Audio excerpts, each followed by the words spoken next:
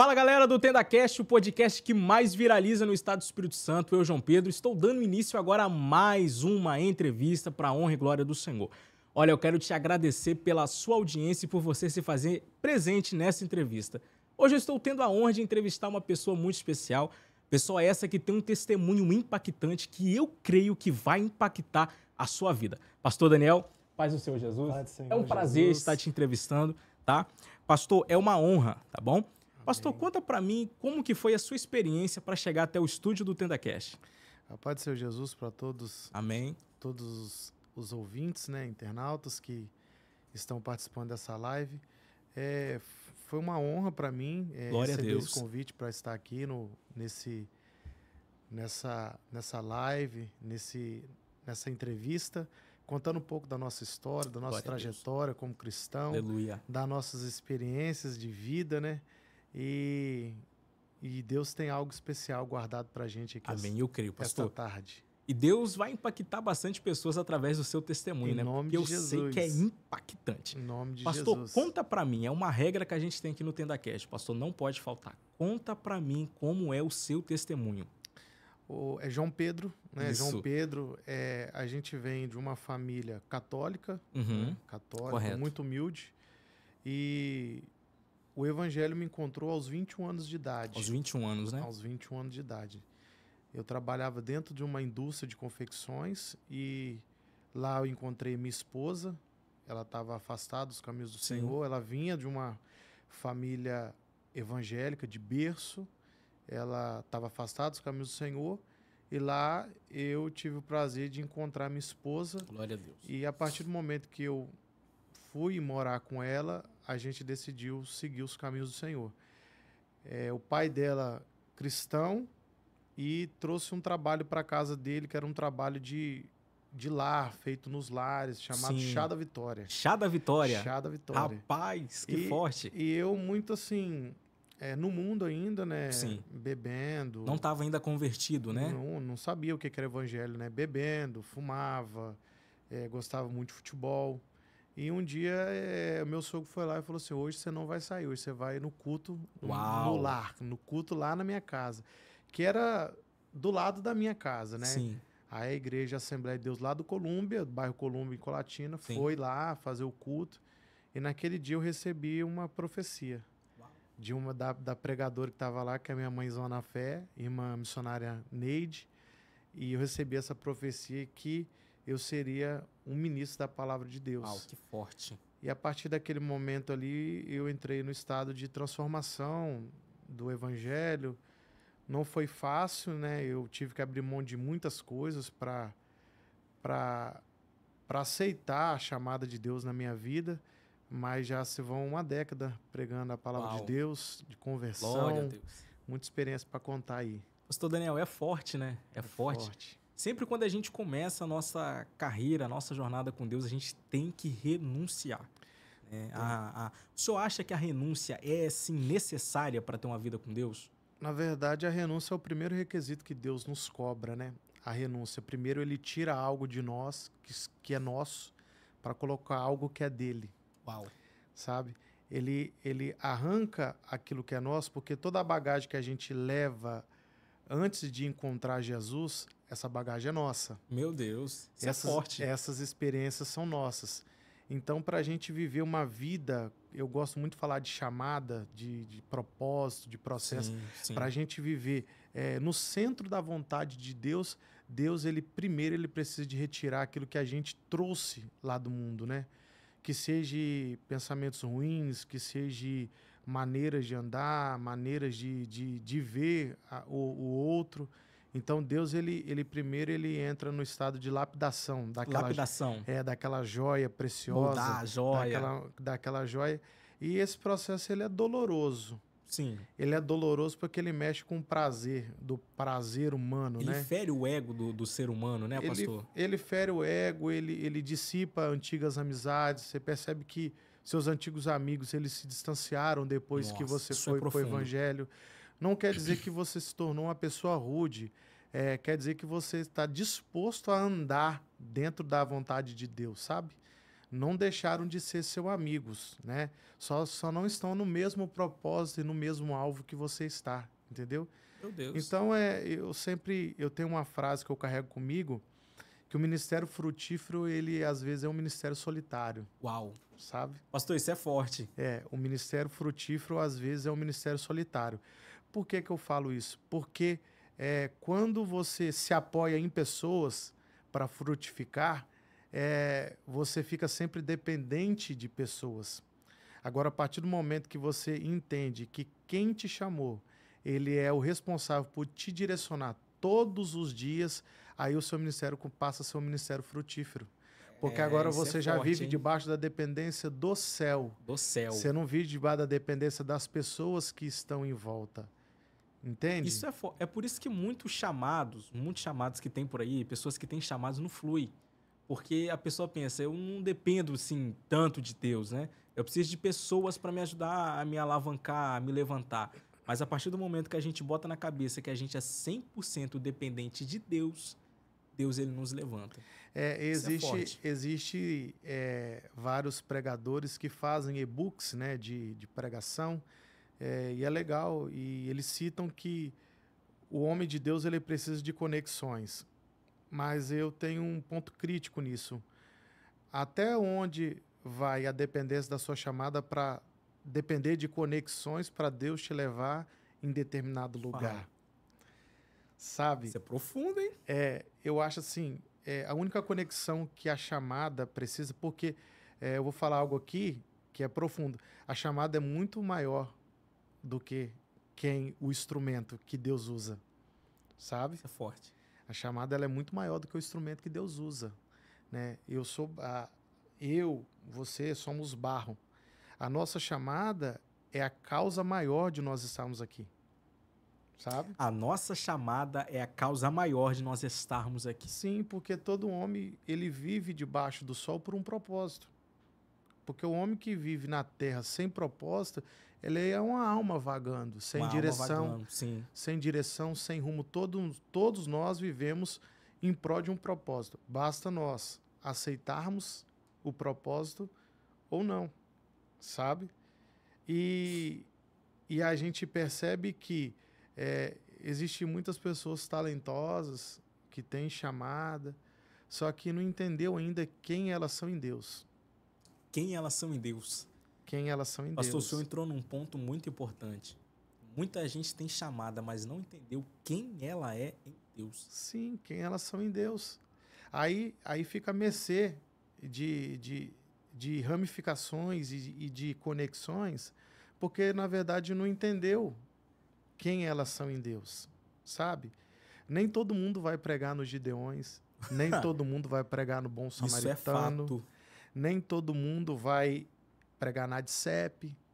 Só que você precisa de entender para que Deus me chamou. Deus já chamou os específicos para estar nesse tipo de ambiente. Aí você precisa de entender para que Deus me chamou. Para que Deus me chamou? Sim, por que nós vivemos um mundo de pessoas que têm chamados frustradas?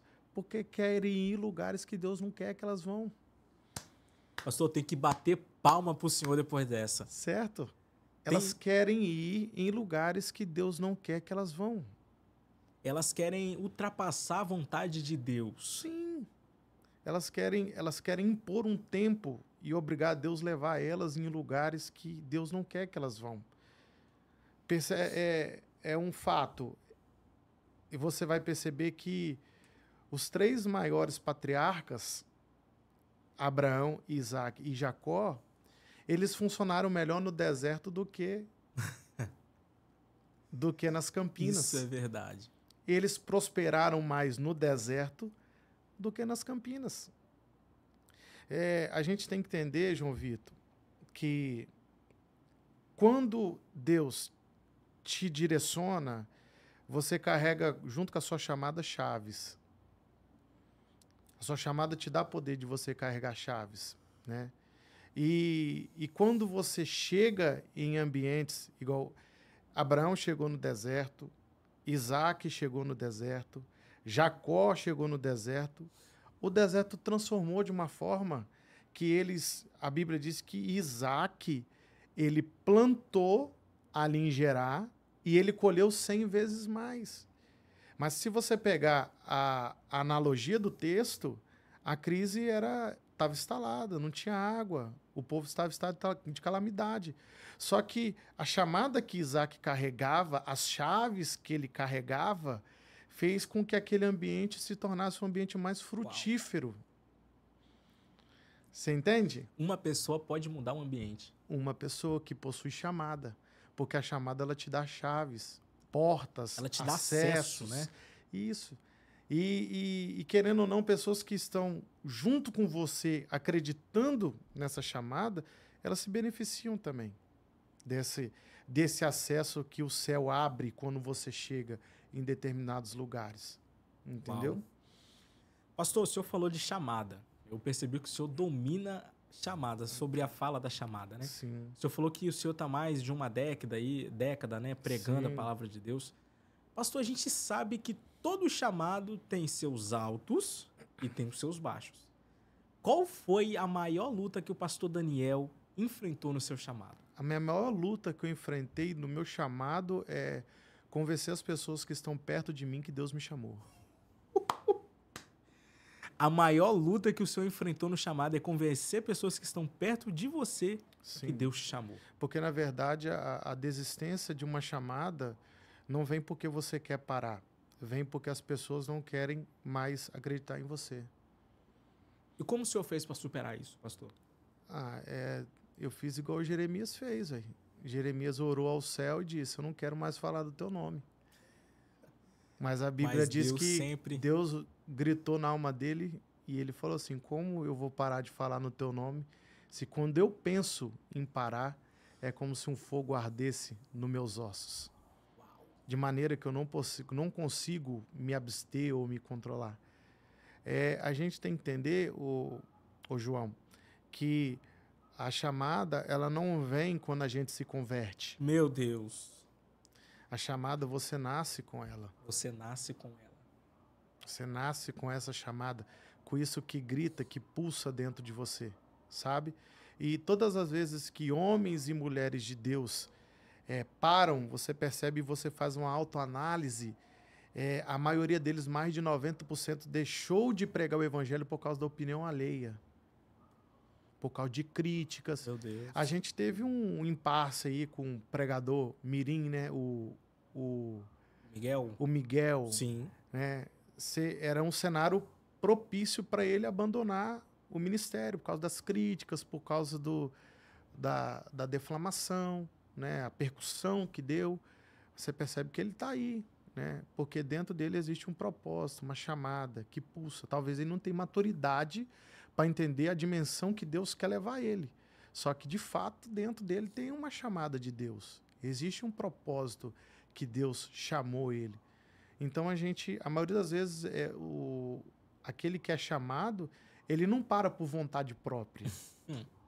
Ele para porque ele não está aguentando a pressão das críticas. Você entende? Então, o maior desafio de um pregador é convencer quem está perto dele que realmente ele foi chamado por Deus. Porque se você convence quem está perto e essa pessoa entende, não, o fulano de tal é chamado por Deus, dificilmente essa pessoa vai deixar você abandonar o chamado que Deus tem para sua vida, sabe? Agora, quando você tem um ambiente de negatividade, dizendo, não, para, você não precisa disso, você não precisa de estar passando por isso, é lógico que você vai ter uma facilidade de se abster daquilo, né? Só que tem algo muito importante que Deus ele é exclusivo em camuflar as coisas, né? A chamada, ela não está no alcance das pessoas. A chamada dentro de nós não está fora do alcance das pessoas.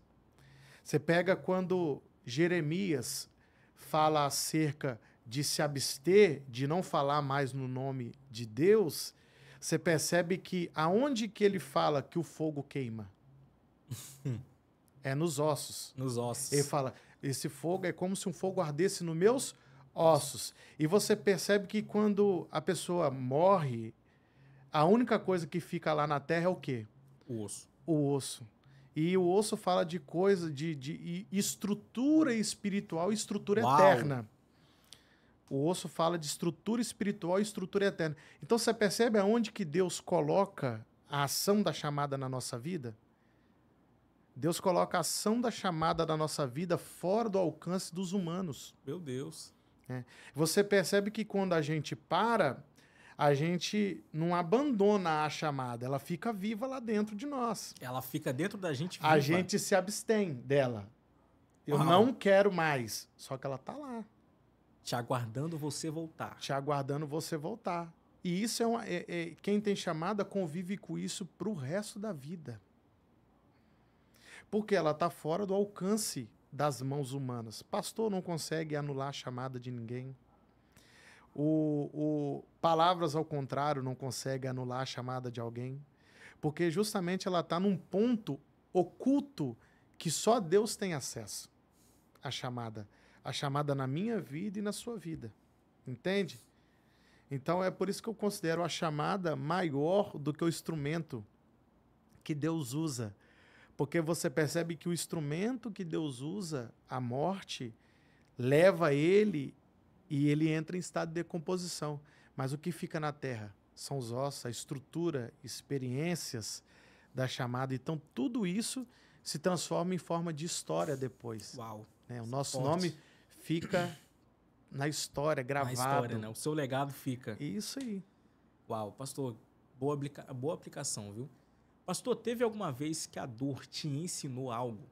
Sim, várias vezes. Várias vezes, porque ninguém amadurece sorrindo, né? Tá aí uma verdade. Ninguém amadurece sorrindo. A dor é a maior ferramenta de amadurecimento de um homem de Deus. A dor é a maior ferramenta de amadurecimento de um homem de Deus. Porque a dor traz experiências, né? A dor separa quem está com você e quem não está. Meu Deus. A dor seleciona quem acredita em você e quem não acredita. A dor ensina. A dor ensina. Que no momento de que você parece que está sozinho, existe um Deus que está com você.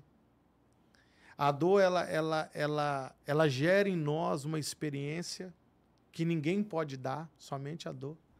Então, a dor, as marcas da dor, Jesus deixa as marcas da dor no homem de Deus para ele ver que várias batalhas ele já venceu. Entende? Então, todos os homens de Deus na Bíblia, eles são carregados de experiências, e experiências dolorosas. Dolorosas. Dolorosas. Não teve um profeta na Bíblia que não sofreu, né? Não teve nenhum que não sofreu. Todo mundo sofreu. Não teve nenhum. A Bíblia diz que quando Davi perde seu filho, ele se abstém do luto, vai para o templo adorar o Senhor. A Bíblia diz que quando Ezequiel perde a sua esposa, Deus não deixa ele guardar o luto. Pastor, e o que o senhor diz sobre uma pessoa que tem chamado de Deus, e a pessoa fala, mas não estou aguentando a minha chamada, eu estou tomando muita pancada. O que o senhor fala para uma pessoa dessa? As pessoas que têm chamado de Deus e não está disposto a sofrer em favor do Evangelho, essa pessoa não vai aguentar muito tempo, porque o Evangelho é um canal de sofrimento. O Evangelho é um canal de sofrimento. Sim. Ele traz alegria. A alegria eterna. Jesus escapou do sofrimento, sim, quem dirá nós? Ele traz a alegria eterna, aquela paz que o mundo não consegue nos dar. Sim. Só que nós estamos no mundo. E o mundo, ele não é conivente ao Evangelho. Ou você acha que o mundo é conivente ao Evangelho? Você acha que o Evangelho tem uma aceitação de bom grado no mundo? Não tem. Nós estamos vivendo a geração de prazeres. Né? E o Evangelho confronta o prazer. Confronta. Sabe? Porque se você for hipócrita de dizer o que está lá não é legal, não é prazeroso, a gente está sendo hipócrita aqui. Só que a gente entendeu que a gente está num chamado específico maior, né? Que é quando Deus nos chama para um propósito. E quando a gente se abstém dessas coisas do mundo, a gente pode esperar, a gente vai sofrer, vai viver dores, né? Só que qual que é o grande detalhe disso aí? Porque sofrer com Cristo é esperança eterna. Uau! Sofrer com Cristo Sofrer com Cristo é esperança eterna. É esperança eterna. É esperança eterna. Jesus falou assim, quem quiser vir após mim, negue-se a si mesmo, toma a sua cruz e siga-me. Ou seja, Jesus está falando, eu trilhei um caminho de dor. Está disposto a trilhar o mesmo caminho? Só que todo caminho tem um começo, meio e fim. Qual que é o fim deste caminho? Né? Qual que é o ápice desse caminho? O ápice desse caminho é o Salmo 24. Quando o salmista diz, levantai, ó portais eternos, as vossas cabeças, que vai entrar o Rei da Glória. Esse aí é o ápice do findar do caminho. Mas antes disso tem açoite. Eita! Antes disso tem cruz. Meu Deus. Antes disso tem sepulcro. Antes disso tem Tomé desacreditando da cruz. Antes disso tem os 2 discípulos no caminho de Emaú voltando para trás. Meu Deus! Antes disso tem Pedro renunciando e indo pescar de novo. Antes disso tem os discípulos abandonando o cenáculo porque o Espírito Santo não tinha descido. Antes disso tem várias coisas. Antes disso tem Paulo sendo açoitado em Éfeso. Paulo sendo preso em Colossos. Paulo dizendo em Coríntios que ele passou açoites, naufrágios, já foi alvo de salteadores. Antes disso tem o processo. Tem todo um processo até a gente chegar na redenção final, que é o céu. Né? Aí vale a pena você ficar no mundo e perder o prêmio maior. Meu Deus. Né? Você ter uma vida, vamos colocar hoje, um ser humano bem cuidado, ele vive há cerca de 70 anos. Vale a pena você viver 70 anos de prazer e perder uma eternidade de glória? Não vale. Não vale. É isso que a gente pensa quando a gente decide seguir esse caminho. Né? Eu gosto muito de usar o povo do Egito. Né? 40 anos andando dentro do deserto, mas chegaram em Canaã. A Bíblia diz que lá a terra manava leite e mel, terra próspera. Só que teve 40 anos andando no deserto.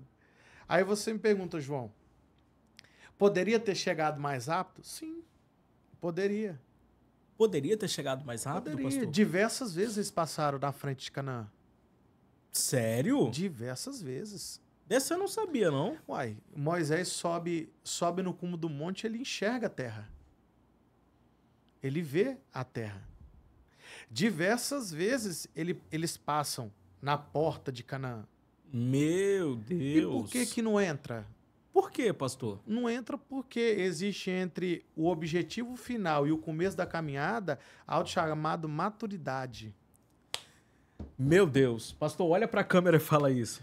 Entre o ponto de partida da sua chamada e o ponto de chegada, existe algo chamado maturidade. E Deus ele usa o tempo para te amadurecer.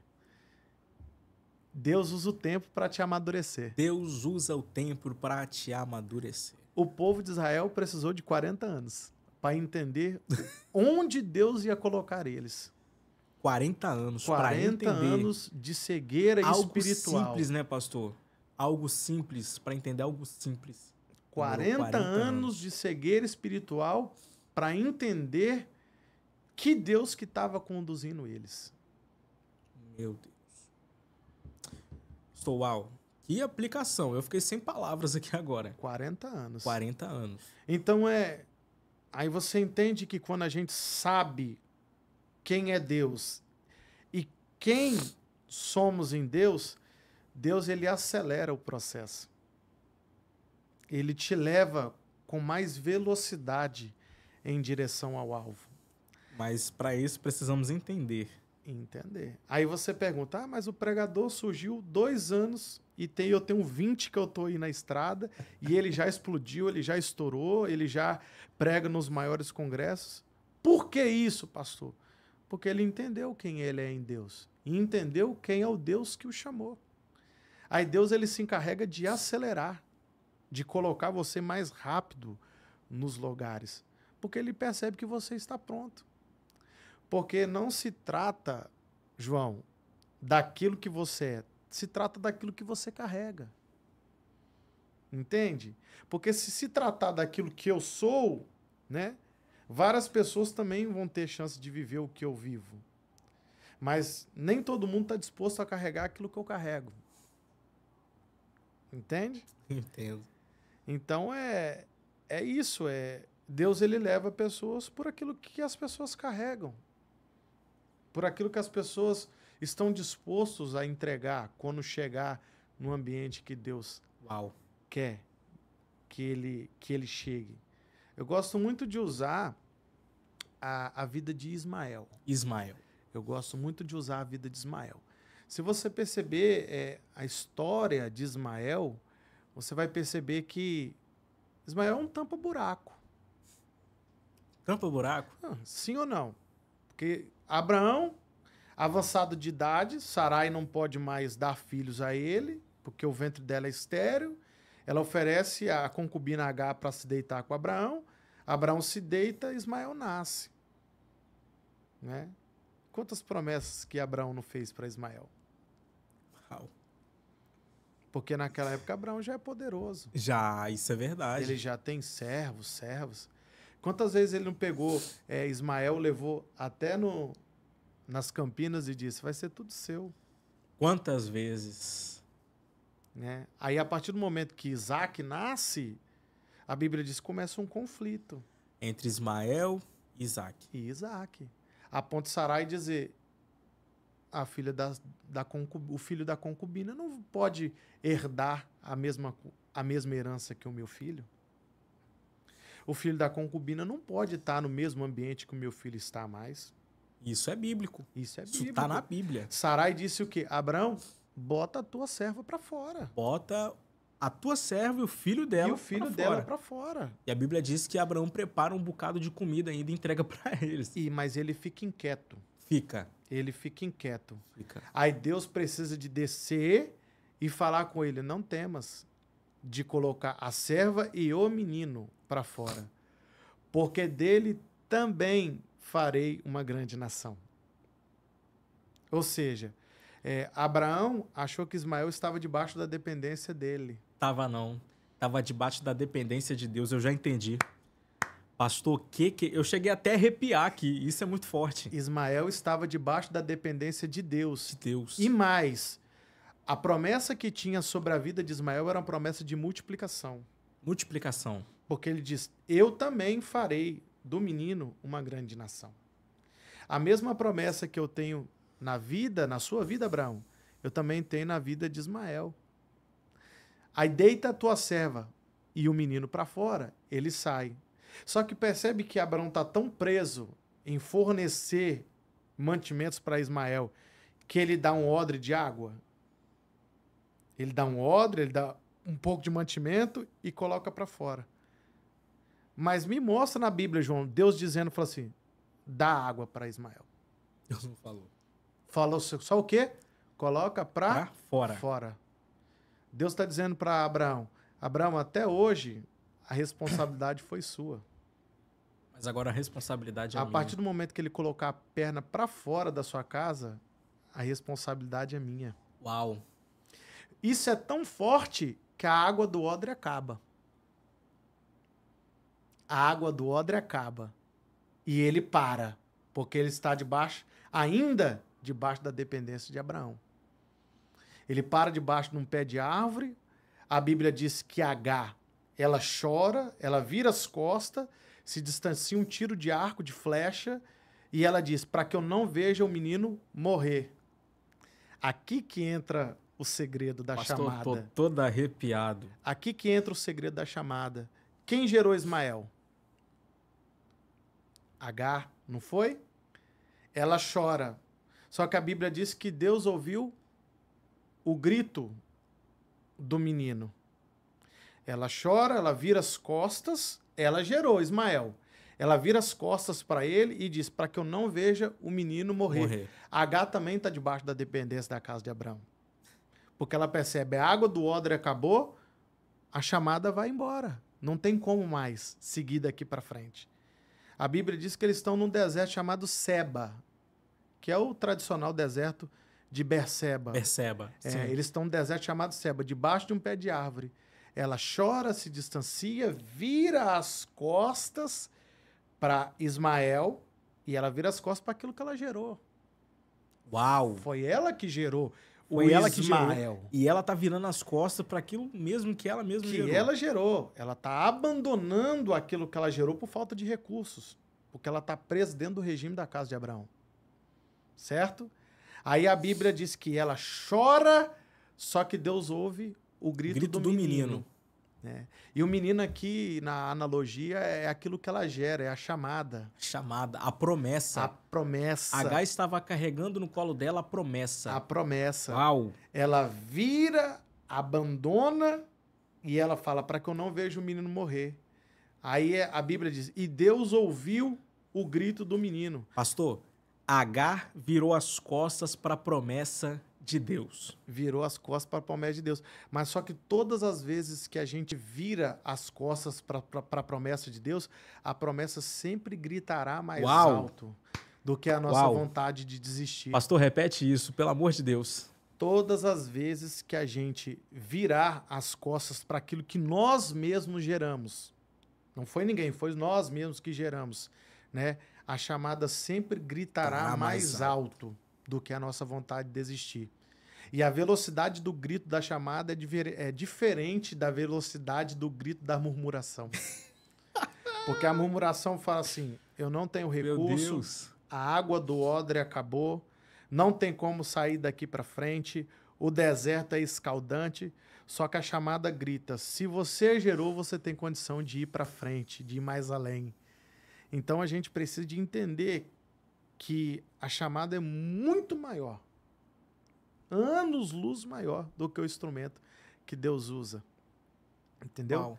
E você percebe que as pessoas estão preocupadas naquilo que as outras pessoas acham que elas vão se tornar. Meu Deus. Tá aí uma verdade que o povo precisa saber. Sim, as pessoas estão preocupadas. Será que o João Vitor, o João vai romper? Será que ele vai ser um homem extraordinário? Isso é a expectativa do povo. Do povo. Né? Porque, na verdade, a gente precisa de entender. Deus não levanta homens para colocar em homens chamada. Deus dá uma chamada e coloca um homem dentro dela. Então, a chamada está pronta. Quem não está pronto somos nós. Entende, João? Sim. A chamada está pronta. Todo o plano de Deus ali já está arquitetado. Quem não está pronto somos nós. Uau. O plano de Deus já está pronto. Já está pronto. Quem não está pronto somos nós. Sim. Aí você entende por que Deus permite a gente passar dentro do deserto de Seba? Porque deserto é aperfeiçoamento. Aperfeiçoamento. E Deus queria abrir o quê em Ismael? Porque a Bíblia diz, tanto Ismael e Agar. E Deus ouviu o choro do menino. E Deus lhe abriu os olhos. E ela viu um poço que tinha água. Pastor, e Deus lhe abriu os olhos. E ela viu um poço. Agora eu lhe pergunto, o poço está ali. Quem chegou primeiro? O poço ou Ismael? Quem chegou primeiro? O poço ou Ismael? Quem chegou primeiro, pastor? O poço já estava ali. Só que eles não viram porque estavam cegos. Cegos. Meu Deus! Eles estavam cegos, né? É uma aplicação para a nossa geração. Todas as vezes que a gente vive debaixo da dependência humana, a gente vive em constante cegueira espiritual. E a gente não consegue ver a imensidão que Deus tem para nós. Sim. A gente vive uma vida toda bebendo a água do odre. E a gente não se dá a oportunidade de beber a água do poço. Porque a gente acha que a nossa chamada ela está entrelaçada nos lugares favoráveis. É melhor beber água do odre nas campinas de Moabe do que tentar achar um poço no deserto de Seba. Só que a gente precisa entender, a partir do momento que Deus fala assim, sai e vai, já está tudo preparado. Já está tudo preparado. Já está tudo arquitetado. Aquilo que ele vai fazendo com você no caminho, né? As metamorfoses que você vai passando, é o cuidado de Deus no chamado de um homem de Deus, sabe? Você percebe que quantas pessoas não passaram ali? Muitas. E não enxergaram o poço. Nossa. Muitas pessoas passaram ali, mas não enxergaram o poço. Não enxergaram o poço. Aí você me pergunta por que não enxergaram? Porque tem coisas específicas que Deus prepara para você. E vai passar milhares e milhares de pessoas ali. Pastor, quer dizer que quando Deus prepara algo pra gente, pode passar 1 trilhão de pessoas, mas sim, eles não vão tomar posse daquilo que Deus preparou para mim ou para você. Sim, fica oculta diante dos olhos deles. Deus tem o tempo de revelar as coisas dele para quem tem chamada. Ou você acha que Deus chamou Moisés novo? Deus não chamou Moisés novo. Tá. Moisés foi 40 anos pastorear as ovelhas de Jetro. E perceba que a Bíblia diz que chegou no monte de Deus. O monte era de Deus. Nem de Moisés era o monte. O monte era de Deus. O monte era de Deus. E a Bíblia diz, e ele passando por detrás do monte, ele achou um atalho, uma rota que ele não tinha passado ainda. Né? Agora me fala, aquele ambiente é um ambiente estranho para Moisés? Não é. Ele passou ali várias vezes. Várias vezes ele passou, mas não achou aquela rota que tinha. Sim, por várias vezes ele passou ali. Talvez a rota ele até passou dentro. Mas e não percebeu que estava lá. Qual é a diferença? O preparo. O preparo, uau. O preparo. Ele não estava preparado para a missão que Deus ia dar a ele. Aí teve um dia que ele estava levando as ovelhas de Jetro para pastorear, e a Bíblia diz, e ele passando por detrás do monte, chegou num monte chamado Monte de Deus, que é o Horebe, e viu uma sarça que pegava fogo e não se consumia. Naquele dia, Deus entendeu que o coração dele estava sensível para uma convocação. Para uma convocação. Para uma convocação. Deus convocou Moisés. Pastor, em tempo, porém, quando Deus entrega, que Deus entrega o chamado de Moisés ali. Sim. Né? Quando Deus fala para Moisés o chamado dele, aí Moisés fala, Senhor, mas quando eu chegar lá, quem eu vou falar que me enviou? Aí Deus vira para ele e fala o quê? O eu sou, fala que o eu sou lhe enviou. Aí Moisés ele pergunta, mas Deus, qual que vai ser a prova que eu vou provar para o povo? A vara, que se transformava em serpente, e a mão de lepra. Deus ele nos dá estratégia. Ele nos dá estratégia para provar que ele mesmo nos enviou. Que Sim. Ele mesmo nos escolheu. Isso é terrível. É porque, na verdade, João, se você pegar a missão de Moisés, talvez uma das missões mais difíceis de toda a Bíblia. Né? Comparando, talvez até... não é a mesma tipologia da missão da cruz, mas talvez um grau de dificuldade enorme, porque você pega o Egito, a maior potência daquela época, né? O maior império, né? Um faraó extremamente severo e rígido, cruel com os povos circunvizinhos, e Moisés, sabendo de toda a brutalidade e crueldade, Moisés pensa e fala assim, é impossível. É impossível o faraó libertar esse povo. É impossível. Aí quando ele pergunta para Deus, quando eu for diante de Faraó, quem que eu vou dizer que me enviou? Porque Moisés estava dizendo assim, Faraó é grande. Dependendo do nome que eu disser, Faraó não vai nem me ouvir. Né? Aí quando Deus fala com eu sou, te enviou. Mas primeiro Deus se apresenta para Moisés. Eu sou o Deus de Abraão, de Isaac e de Jacó. Primeiro ele se apresenta para Moisés. Moisés não conhece a chamada, Moisés conhece só o território e Moisés não conhece quem está chamando ele. Quando ele vê a sarça, era um convite para Deus se apresentar para Moisés. E como Deus se apresentou para vários. Deus se apresentou para várias pessoas. Quer exemplo?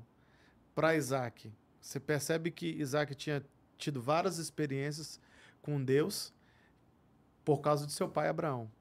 A experiência do holocausto de Moriá, a experiência de... Mas só que uma experiência que marcou a vida de Isaac foi a experiência dos poços entulhados. Uau! E Isaac já está avançado de idade. Ele tinha vivido todas as experiências através de seu pai, com Deus. Aí a Bíblia diz que ele vai para Gerar, cava poços, ele acha água ali. Aí os pastores de Abimeleque requer a água do poço, ele sai dali, vai para outro lugar, cava outro poço, e os pastores de Abimeleque requer aquele poço, ele cava outro poço, ele chega num lugar e ele bota o nome de Reobote, né? Que alargamento de tendas, de fronteiras, e a Bíblia diz que ele sai dali e vai para um lugar chamado Berseba. Aí a Bíblia diz que Deus fala: Isaac, eu sou Deus de Abraão e de Abraão, seu pai. Então Deus estava se apresentando para Isaac, dizendo: você não está sozinho. Você só chegou aqui porque eu estava contigo. E Moisés também, mesma coisa. Você vê que Deus, quando vai chamar Jeremias, ele vai aonde? Ele vai em Anatote. Se apresenta para Jeremias. Eu sou Deus. O meu propósito, meu plano é esse. Agora aí eu te pergunto, Deus chama alguém sem mostrar algo, a trajetória do mesmo? Não. Eu acredito que não. Ou chama? Eu também acredito que não. Nós não entramos no propósito de Deus enganado. Uau! Deus sempre ele nos dá a certeza do nosso propósito. Sim. Ele sempre nos mostra o que nós vamos passar. Prova disso que quando ele chama Jeremias, ele diz: o que tu vês? Aí a Bíblia diz que Jeremias falou: eu vejo uma vara de amendoeira. Viste bem, porque eu velo pela minha palavra. Você já estudou sobre os processos da amendoeira? Os processos da amendoeira? É. Quando todas as árvores de Israel estão com flores e com folhas, ela está seca. Ela funciona melhor no inverno.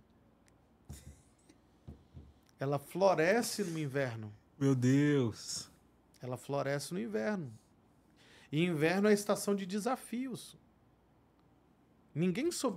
Só as árvores mais fortes sobrevivem no inverno.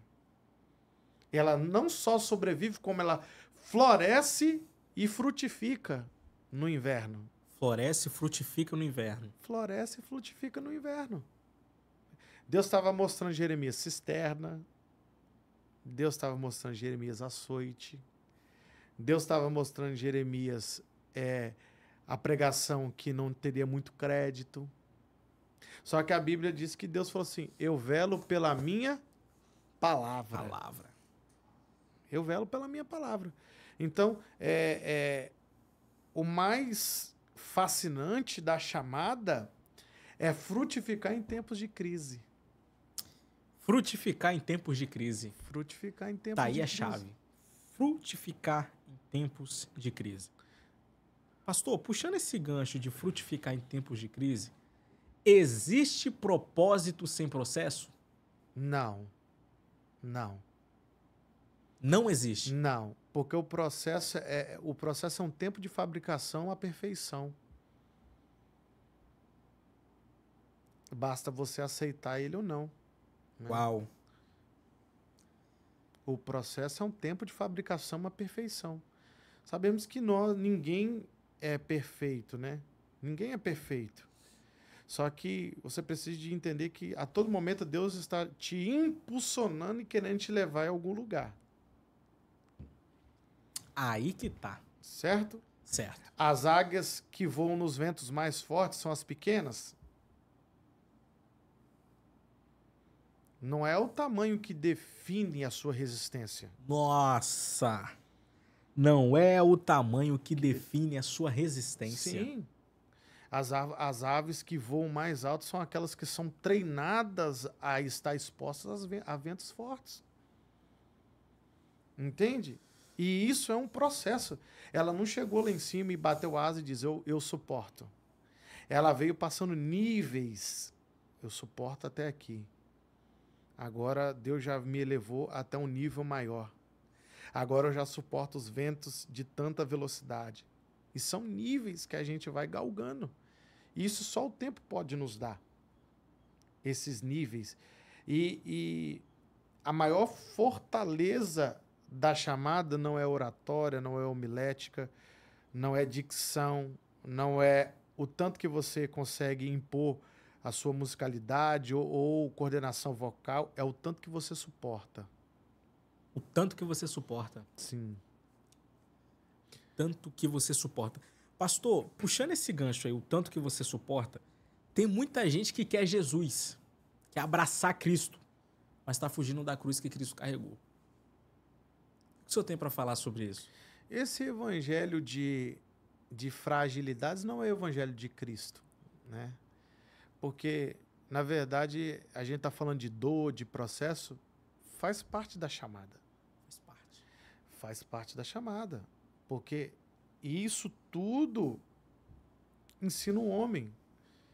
Porque se você pegar um homem, a Bíblia diz que Paulo, ele fala assim, quando eu estou fraco, eu estou forte.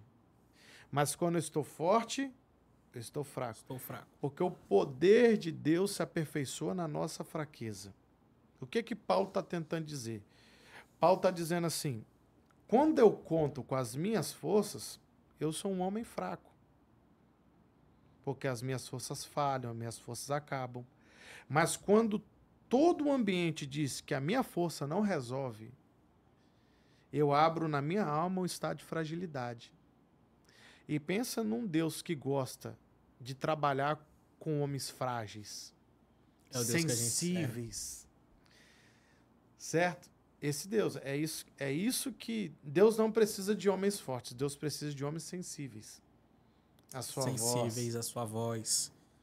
Entendeu? Deus precisa. Todos os profetas dizem, eu não posso. Todos. Isso é verdade. Eu não posso, eu não tenho. Aí Deus falou o que com Jeremias? Eu colocarei as minhas palavras na sua boca. Jeremias falou que ele não sabe falar e ele é como qualquer criança. Certo? Moisés falou, eu sou homem de lábios pesados. Eu levantarei Arão para falar no teu lugar. E Isaías falou, Senhor, tenho lábios impuros. Isso. Então, assim, eles expôs a Deus a sua fragilidade. Aí, em outras palavras, Deus, é de você mesmo que eu preciso. Aí que tá, expor a sua fragilidade para Deus não é algo que você vai se arrepender. Não, porque na verdade Deus sabe as nossas fragilidades, né? Uau. Deus ele quer saber se a gente está disposto a revelar para Ele as nossas fragilidades. Porque na verdade todo homem chamado por Deus com o coração duro, ele segue seus próprios caminhos. Com o coração duro. Ele segue seus próprios caminhos. Por isso que Deus é um martelo para Sim. bater no coração duro. Ele segue seus próprios caminhos. Você acha que a conversão de Pedro foi uma conversão fácil? Não foi fácil e te provo que não foi fácil porque após a crucifixão, ele volta para o mesmo lugar. Aí você me pergunta, João, o que Jesus fez para Pedro se tornar o que ele se tornou? Ele fez 3 perguntas simples. Pedro, tu me amas? Pedro, tu me amas? Porque Pedro tinha dificuldade de amar. Você percebe que Pedro tinha coragem, Pedro tinha valentia, Pedro tinha disposição, Pedro tinha todas as valências de um líder, mas dificuldade de amar. E na última pergunta que Jesus fala para ele, Pedro, tu me amas? Ó Senhor, tu sabes que eu te amo. Ou seja, Pedro está dizendo, tu sabes que eu te amo. Entendeu? Só que Jesus queria o quê? Ativar uma sensibilidade dentro de Pedro. Porque, na verdade, a sensibilidade, ela abre a porta do chamado. Uau, uau, uau. Então, a sensibilidade é uma porta aberta para o seu chamado. Para o meu chamado, isso aí. Deus nunca dará experiências extraordinárias para corações duros. Deus sempre dará experiências extraordinárias para corações sensíveis. Ó, você, telespectador, pega isso porque essa chave é poderosa. Isso é forte, pastor. Isso é terrível. Deus nunca colocará experiências extraordinárias em corações duros. Né? Você percebe que o povo endureceu o coração a Deus e Deus mandava uma ferramenta de opressão. Aí quando Deus ia destruir o povo, a Bíblia diz, e Deus viu o coração de alguém. Meu Deus. Sempre tinha uma pessoa com coração. Noé. Aí qual é as valências de ter um coração sensível?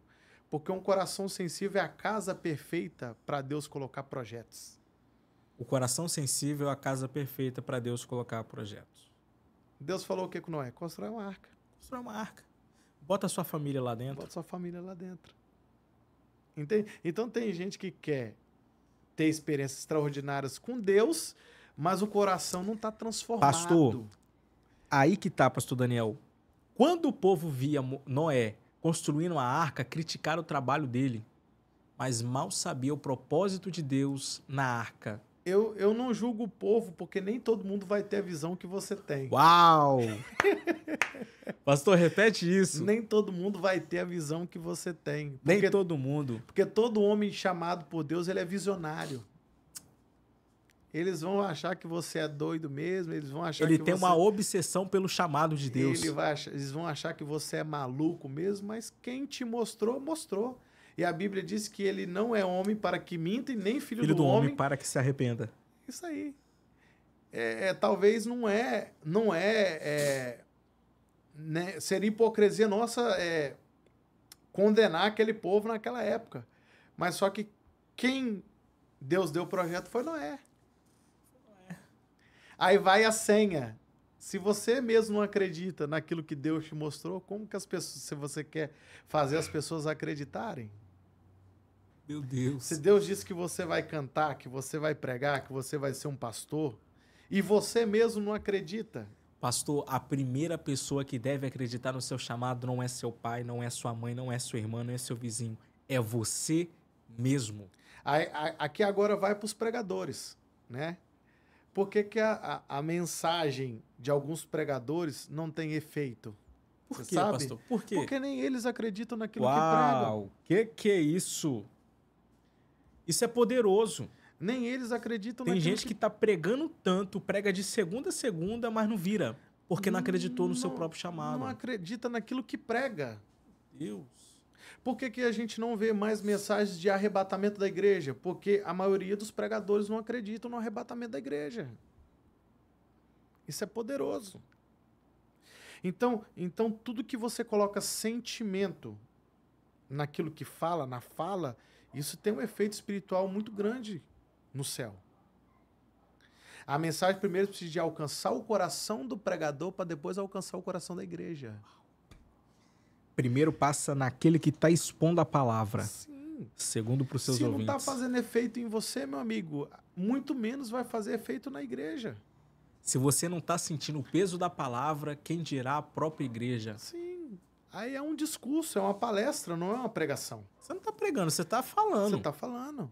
Agora, quando a mensagem, você vai pregando e a mensagem vai entrando dentro do seu espírito, da sua alma, aí você pode ter certeza, ela está trabalhando de uma forma extraordinária na igreja. Entende? Sim. Então, para a gente deixar bem claro aqui, não é daqui para cá, é daqui para lá. De dentro, fora. É a exposição daquilo que você está sentindo por dentro. Tanto a mensagem quanto o louvor. Você já viu aquela voz bonita, só que quando canta, parece um CD tocando? Sim, eu já vi várias pessoas falar, eu tenho amigos assim, amigos e amigas assim. Sim, porque na verdade não consegue expressar o sentimento, colocar em forma de louvor aquilo que está sendo processado pelo lado de dentro. Assim é a pregação também. Quantas vezes, João, eu chorei sozinho, lendo a Bíblia e fazendo mensagens? Quantas vezes? Inúmeras vezes. E eu penso assim, se fez efeito em mim, qual o efeito que vai fazer na igreja? Se você chorou, imagina a igreja. Entende? Agora eu estou entendendo, pastor. Agora eu estou entendendo. A verdadeira palavra é aquela que faz efeito. Faz efeito, isso aí. Ela faz efeito. Então isso aqui é uma senha para os pregadores, né? Então a mensagem ela tem que mover algo dentro de você. Se ela não mover algo dentro de você, é melhor que você não pregue ela. Sabe por que ela dentro do... eu costumo falar que a mensagem ela tem 2 lugares. 2 lugares? 2 lugares. Primeiro é o processamento da alma. Sim. Que ela está alojada dentro da alma do ser humano. E depois ela tem o processamento do cérebro. Né? E ela não vem do cérebro para a alma. Ela desce na alma e você processa ela. Entende? Então, hoje a gente vê muito que, né? A nossa geração é muito capacitada, tanto teologicamente como em nível de conhecimento. Mas você vê que em alguns momentos falta algo a mais. Sempre. Um negócio a mais. Para impulsionar, assim, no caso, né? Sim, algo que não tem como você dar um curso sobre isso. Um complemento. Eu acho que não é a palavra complemento, não seria o essencial. O essencial. Porque quando fala complemento, dá-se a entender que é só ingrediente essencial. Da magia chamado ministração. A cereja do bolo. O essencial. Aquele toque, aquilo que cada pessoa tem em particular, a sua própria característica. Intimidade com Deus. Um relacionamento, né? Ali. Eu vejo muito isso hoje, né? Tem muita gente pregando sem intimidade com Deus. Ou sem comprometimento, né? Com Deus. Pastor, porque a gente sabe que o evangelho ele é responsabilidade. Sim. Ele não é algo que você... Ou seja, hoje eu declarei, Jesus é meu Senhor e meu Salvador. A partir de hoje eu tenho uma responsabilidade com Cristo de andar segundo os princípios e a rédea da Bíblia, da palavra de Deus. Porque a gente sabe que a palavra de Deus é aquela que nos conforta, aquela que nos levanta, Sim. aquela que nos dá ânimo, que nos capacita, nos dá estrutura, aquelas que nos ensina a viver. Sim. Assim, eu tenho uma opinião sobre o evangelho. O evangelho ele é confronto, ele é luta, ele é dor, ele é perca, ele é decepção. O evangelho ele é responsabilidade. Mas como o senhor falou, no final de tudo vem a nossa vitória, né? Nosso galardão com Cristo. Qual é? Os céus. Herdar os céus. Morar no céu junto com Cristo. Então, assim, o erro de muita gente hoje é achar que o evangelho ele é algo que você pega como se fosse um telefone. Tá aí. Deixa de lado. Não. O evangelho é algo que você tem que carregar aqui dentro. Dentro do coração. Você entende? Então, assim, eu creio que essa geração que a gente vive é uma geração que tem que entender isso. Que evangelho é responsabilidade. E o evangelho não se carrega só debaixo do braço. Não, é aqui dentro, no coração. Ô, João, eu vou te fazer uma pergunta. Você vai ser entrevistado agora. Ih, rapaz! Você acha que qual é o maior propósito do evangelho? O maior propósito do evangelho. Você acha que é o céu? Você acha que o maior propósito do evangelho é chegar no céu? Pastor, eu acho que o maior propósito do evangelho é alcançar vidas. Agora sim. Porque falar de céu todo mundo fala. Eu posso falar aqui pro senhor agora, pastor Daniel, hoje, se Jesus voltar agora, meu lugar está reservado. Os telespectadores que estão vendo essa entrevista podem te falar assim, se Jesus voltar hoje, o meu lugar está reservado com Cristo. Será? Eis a pergunta, será que está reservado? Será que eles entenderam o maior sentido do evangelho? Para mim, pastor Daniel, o maior sentido do evangelho é ganhar almas. Sim. E eu te pergunto, qual é o maior desafio do cristão hoje? Você está sendo entrevistado agora, é o jogo o maior desafio do cristão hoje. Sim, relacionado com almas. Qual que é a maior dificuldade do cristão hoje? E quando eu falo de cristão, é católico, presbiteriano, assembleiano, de todas as denominações que são declaradas a Cristo. O maior desafio de uma pessoa hoje para ganhar almas... Qual é o maior desafio do cristão hoje? Cristão hoje. Qual é a maior dificuldade do cristão hoje? Rapaz, aí você me pegou. Tem vários. O principal. O principal que eu acho é a falta de humildade. Por que que eu falo que é a falta de humildade? Porque eu chegar em cima do altar, pastor, te cumprimentar, Pai do Senhor Jesus, amém. Ok. É algo assim, padrão, é algo essencial. Mas uma coisa é eu pregar e no final do culto eu ter a humildade para falar, você que ouviu essa palavra e sentiu o evangelho te tocar, vem aqui na frente porque Cristo tem algo para fazer na sua vida. Eu quero te convidar para você aceitar Jesus. Você que está desviado, você que está afastado, vem para cá porque hoje Cristo vai ter um encontro com você. Eu acho que a maior dificuldade de um cristão hoje sobre o evangelho é a falta de humildade para ganhar almas. A falta de humildade de reconhecer quem ele mesmo é. Eu vou te perguntar uma coisa. Você acha que a igreja ela é ganhadora de almas? A igreja hoje em dia, não. Não? Não. Hoje a igreja deixou isso de lado. Você pode ir em vários cultos, com exceções de igrejas, que você vai ver um pastor no final. Vem para cá para frente porque Cristo quer ter um encontro com você. Agora eu vou te falar experiências que eu tive já nessa caminhada de pregação, né? Ganhar almas não é difícil, João. Pastor, posso ser sincero? É a coisa mais fácil que tem. Não é difícil. Não é difícil ganhar almas. Sabe o que é difícil?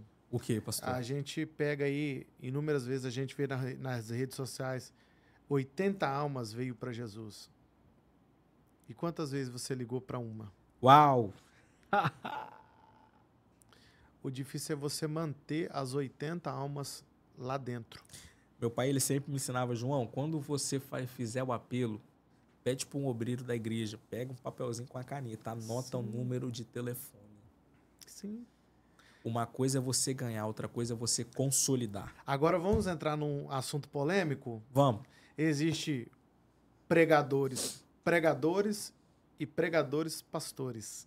Qual é a diferença? Qual, pastor, que é a diferença? O pregador ele vai lá, faz o apelo, vai embora. Tchau, obrigado. Tchau, obrigado. Ganhou lá quantas almas, tal. O pregador pastor, não. Ele ganha alma e ele ora para que a igreja local venha manter a alma dentro da igreja. Porque o intuito dele não está no ibope que aquele post pode dar ou que a fama que aquilo pode trazer. Porque a centralização da chamada dele está no propósito maior de Cristo, que é as vidas. Entendeu? Esse é o pregador de sucesso. Esse é o pregador que alcançou o nível máximo do evangelho. Não é aquele pregador que tem 30, 40 agendas no mês, que voa de avião para lá, voa de avião para cá. Cadê os frutos desse pregador? Eu não estou falando como um pregador, porque muitos falam assim, fala isso aí porque é frustrado. Não. Porque eu entendi. É porque é uma realidade do evangelho, né? Se Deus quiser nos levar lá para a Amazônia, sem câmera, sem nada, para ganhar almas e essas almas fiquem no evangelho, isso é o maior prêmio. Entende? Isso é o maior prêmio. A grande dificuldade hoje é manter as almas dentro da igreja. Essa é a maior dificuldade. A maior dificuldade. As almas dentro da igreja. E qual que é o maior propósito do evangelho? É amar essas almas. Amar. Com defeitos. com vícios, com coisas que a gente mesmo não gosta. Muita gente está julgando pela capa, pela aparência. Só que por que João, a gente tem esses comportamentos? Porque a maioria das pessoas que estão dentro da igreja são cegas espiritualmente. E eu fico com a Bíblia, pastor. 1 Samuel, capítulo 16, versículo de número 7. Não ligue para sua estatura, para sua aparência, pois eu, o Senhor, não vejo como o homem vê, pois o Senhor olha o que está dentro. Porque há 10 anos atrás, quem era eu? Quem era o pastor Daniel há 10 anos atrás? Quem era? Uma pessoa que era viciada em cigarro, em álcool, droga, né? Não tinha uma esposa, graças a Deus sempre tive mãe, pai presentes, só que foi opção minha, né? Entrar nessa vida. Só que percebe o campo da visão? Há 10 anos atrás, alguém olhar e falar assim, vai ser quase impossível. Será que ele vai ser um pastor? Vai ser um pregador da palavra? Esse que é o erro do povo de hoje em dia. Sim. As pessoas não acreditam mais no propósito de Deus. Não conseguem enxergar. A gente ainda está falando de propósito, só que, tipo assim, em outras palavras. As pessoas não conseguem enxergar, pastor, o propósito de Deus na vida de pessoas. Agora, vamos voltar lá no Ismael. Sarai falou o que com ele? Ele não vai herdar, ele não pode ficar aqui e ele não vai ser ninguém. Aí Deus falou com o que com Abraão? Coloca para fora, porque dele também farei uma grande nação. Ou seja, Deus está indo contra a palavra de uma pessoa. Sim. Porque Deus, ele é Deus. Só que Gênesis 21, João, o que a Bíblia diz? E ele habitou no deserto. Sim. E ele habitou no deserto. Sim. Aí a Bíblia diz assim, e Deus estava com o menino. Deus estava com o menino. Desde o momento que ele saiu da casa de Abraão, Deus não se apartou dele. Desde o momento que ele saiu da casa de Abraão, Deus estava sempre ao lado dele. E Deus estava com o menino. Aí depois vem a palavra, e se tornou. Sabe o que significa a palavra tornar? O quê? É uma transformação ao caminhar.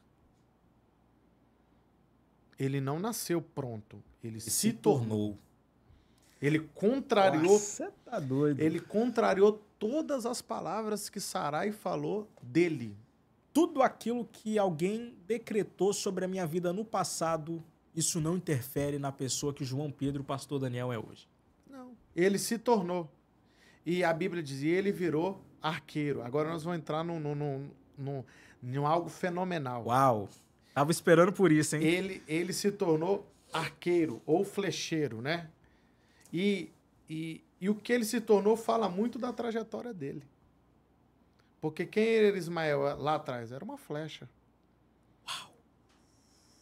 Que Deus tomou da mão de Sarai e de Abraão e colocou na mão de Deus. Meu Deus!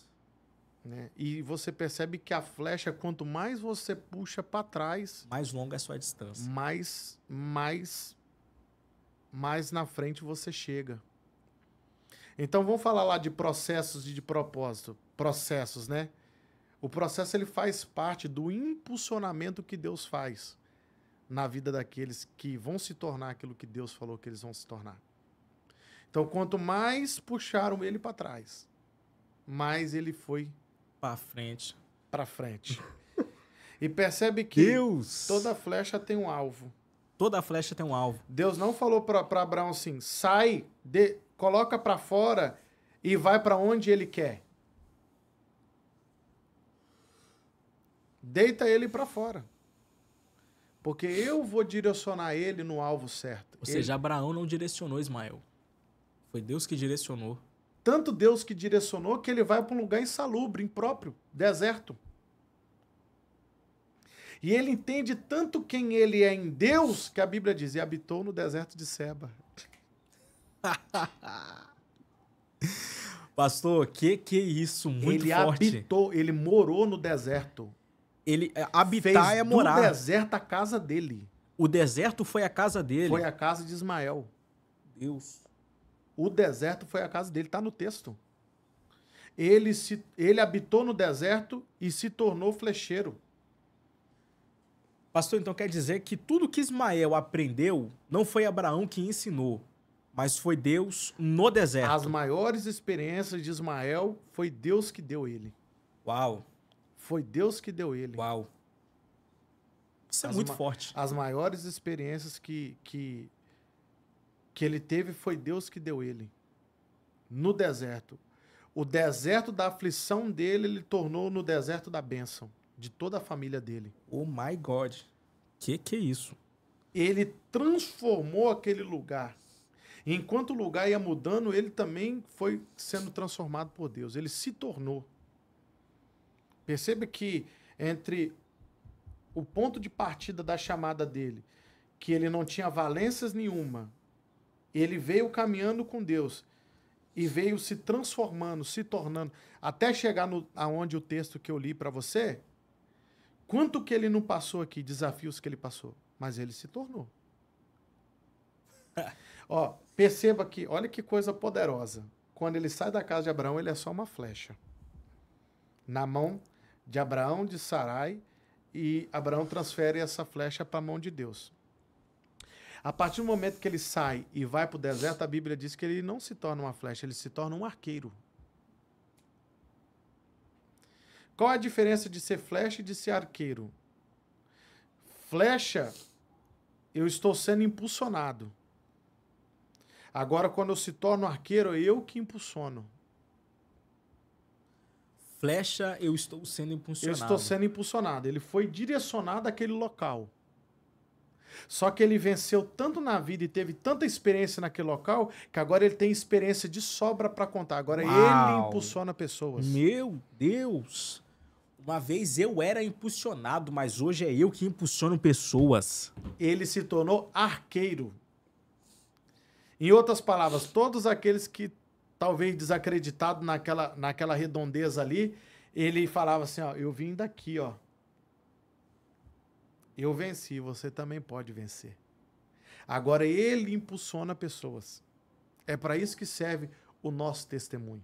Para impulsionar vidas. Impulsionar vidas. Isso aí. A gente já passou nesse caminho. A gente sabe as dores desse caminho. A gente sabe os desafios desse caminho. E por que não fazer o fardo das pessoas que estão vindo ali ficar mais leve? Por que não, hein? Por que não? Se um dia Deus usou as pessoas para fazer o nosso fardo ficar leve também. Tá aí a chave. E ele se tornou, né? E detalhe, se tornou sem ajuda humana. Com a ajuda de Deus. Por que Deus colocou ele no deserto? Não tinha ajuda humana ali. Ele viveu no deserto. Ele viveu retirado. É. Por que Deus? Porque a palavra que Deus liberou lá na casa de Abraão, também do menino farei uma grande nação. Quem ia fazer? Quem falou que ia fazer aqui? Deus. Deus. Então eu vou levar ele para um lugar que pode ter alguma intervenção humana, para alguém bater no peito e dizer, tá aqui porque eu que ajudei, eu que coloquei, eu que fiz. Não, eu vou colocar ele aqui no lugar que ninguém tá vendo ele. Meu Deus. Colocou lá no deserto. Isso é terrível. Lá no deserto. Pastor, isso é terrível. Pastor, foi muito bem colocado isso aí que o senhor botou. Cara, eu tô sem palavras. Você, telespectador, se você não tirou conhecimento dessa entrevista, rapaz, rever do zero. Rever do zero, pelo amor de Deus. Pastor, eu quero te agradecer, tá? Por o senhor ter vindo aqui no estúdio do TEDAcast. Nós estamos indo agora para o final da nossa entrevista. E eu quero encerrar essa entrevista com a seguinte pergunta. Se Jesus aparecesse agora para o pastor Daniel Guimarães, qual a pergunta que você faria para Cristo? Qual a pergunta que eu fazeria para Cristo? Isso. É uma pergunta difícil. Mas a pergunta que eu fazeria para ele era se meu nome estava lá escrito no livro. Acho que essa pergunta que todo mundo faria, né? Sim. Senhor, eu vou morar no céu também. Meu nome está escrito. Meu nome está escrito. Porque talvez para mim a pior vergonha é chegar naquele dia e Cristo não achar dignidade em mim para estar do lado dele. Uau. Mesmo com as nossas falhas, né? Que todos nós temos falhas. Sim. Mas a oração que eu faço todos os dias nos purifica e nos torna dignos de falar da tua palavra. Né? A pergunta que eu perguntaria a ele era isso. Era essa, né? Se o seu nome estava lá no livro da vida. Está escrito aí. Glória a Deus. Isso aí. Pastor, ótimo, perfeito. Eu queria pedir que o senhor olhasse para essa câmera aqui e deixasse um recado para essa geração. Um recado que vai impactar eles. O recado que eu deixo para essa geração é o seguinte. As palavras que Salomão escreveu, existe um propósito debaixo do sol. Todos nós temos um propósito e temos projetos de Deus. Acredite no projeto de Deus na sua vida, confie, mesmo quando todo mundo desconfie, e siga avante para o alvo, se esquecendo das coisas que ficaram para trás, porque Deus vai te usar de uma forma extraordinária. Pastor Daniel, foi um prazer entrevistar o senhor. Obrigado. Você aí do TendaCast, eu quero te agradecer, tá bom? Por mais uma audiência que você se fez presente e te dizer para você continuar seguindo essa página do podcast que mais viraliza no estado do Espírito Santo. Entra lá no Instagram e pesquisa TendaCast, você vai ver o nosso Instagram, vai lá, dá o like nos cortes, fica por dentro de tudo, viu? Para você não perder nenhuma novidade. Deus em Cristo lhe abençoe.